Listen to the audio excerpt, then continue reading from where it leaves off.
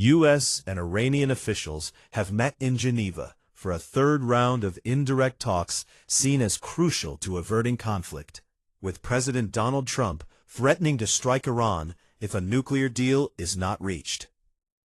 The discussions come amid the largest U.S. military buildup in the Middle East since the U.S.-led invasion of Iraq in 2003, and with Iran vowing to respond to an attack with force. Thursday's talks were adjourned after 3 hours.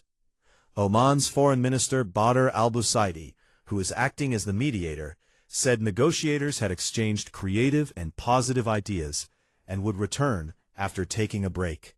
"We hope to make more progress," he added, but the chances of an agreement remain unclear. While Trump has said he prefers to solve the crisis through diplomacy, he has also said he is considering a limited strike on Iran to pressure its leaders to accept a deal.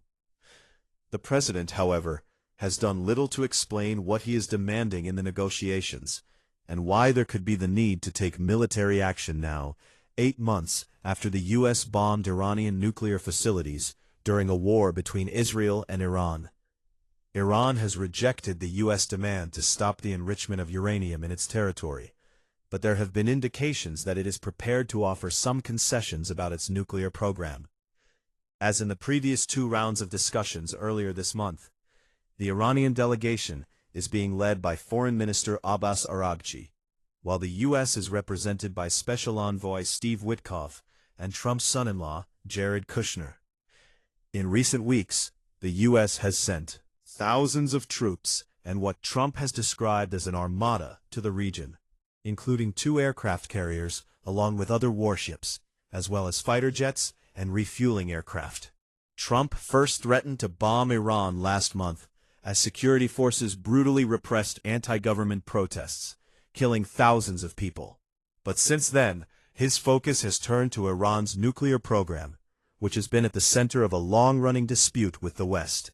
For decades, the U.S. and Israel have accused Iran of trying to secretly develop a nuclear weapon. Iran insists its program is only for peaceful purposes, though the country is the only non-nuclear armed state to have enriched uranium at near weapons-grade level. In his State of the Union speech to Congress on Tuesday, Trump briefly and vaguely talked about the tensions with Iran, without clearly laying out the case for strikes. He said Iran was working to build missiles that would soon be capable of reaching the U.S., without giving details. He also accused the country of trying to start all over again, with a nuclear weapons program following last year's strikes, and said he could not allow the world's #1 sponsor of terror to have a nuclear weapon. The U.S. struck 3 nuclear sites in Iran last June, as it joined Israel in its bombing campaign. At the time, Trump said the facilities had been obliterated. Iran says its enrichment activities stopped after the attacks, although it has not allowed the International Atomic Energy Agency's inspectors to access the damaged sites. "They want to make a deal," Trump said, "but we haven't heard those secret words. We will never have a nuclear weapon." Hours before the speech, however, the Iranian foreign minister posted on social media that Iran would under no circumstances ever develop a nuclear weapon. Araghchi also said there was an historic opportunity to strike an unprecedented agreement that addresses mutual concerns and achieves mutual interests. Reacting to Trump's address, an Iranian Foreign Ministry spokesman accused the U.S. of repeating big lies regarding its nuclear program, ballistic missiles, and the number of protesters killed in the crackdown. Iran's proposals have not been made public, but the discussions in Geneva could include the creation of a regional consortium for uranium enrichment, which has been raised in previous negotiations, as well as ideas about what to do with Iran's roughly 400 kilograms, 880 pounds, stockpile of highly enriched uranium, and verification and monitoring mechanisms.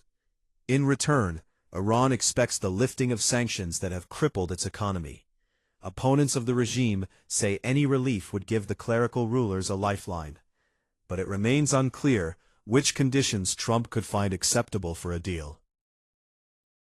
Iran has already rejected discussing limits to the country's ballistic missile program and ending its support for proxies in the region. An alliance Tehran calls the Axis of Resistance that includes Hamas in Gaza, Hezbollah in Lebanon, militias in Iraq, and the Houthis in Yemen. What are Trump's options?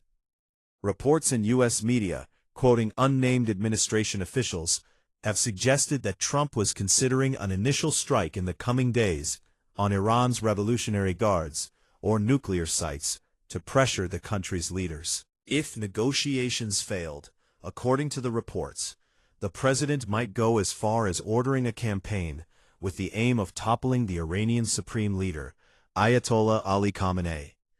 The chairman of the Joint Chiefs of Staff is also said to have warned that strikes against Iran could be risky, potentially drawing the U.S. into a prolonged conflict, although Trump has insisted that Gen. Dan Kane believes it would be easily won. Iran, meanwhile, has threatened to respond to any attack by striking American military assets in the Middle East and Israel. U.S. allied countries in the region are concerned that an attack on Iran could lead to a wider conflict, and have warned that air power alone will not be able to change the country's leadership. Israeli Prime Minister Benjamin Netanyahu, however, has warned against a deal that does not include Iran's ballistic missiles and its proxies. Netanyahu has long described Iran as a key threat for Israel and a source of instability in the region. Analysts believe that the Prime Minister, who visited the White House earlier this month, may be pushing for a campaign with the goal of toppling the Iranian regime. The U.S. has the world's second-largest nuclear arsenal. Israel is also believed to have nuclear weapons, although it neither confirms nor denies this. Ahead of the State of the Union, Secretary of State Marco Rubio delivered a classified briefing to the so-called Gang of Eight, composed of the leaders of both parties in the Senate and House of Representatives, and the chairs and ranking members of the intelligence committees of both chambers.